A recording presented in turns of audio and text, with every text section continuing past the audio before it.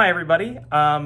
So I had a lot of stuff planned for this week. I'm still going to get the chicken tikka up later today, but I had a lot of cool stuff to do outside. And then May 9th decided it was, December here in Pennsylvania. So I'd like to show you my back deck and how I've had to close everything up.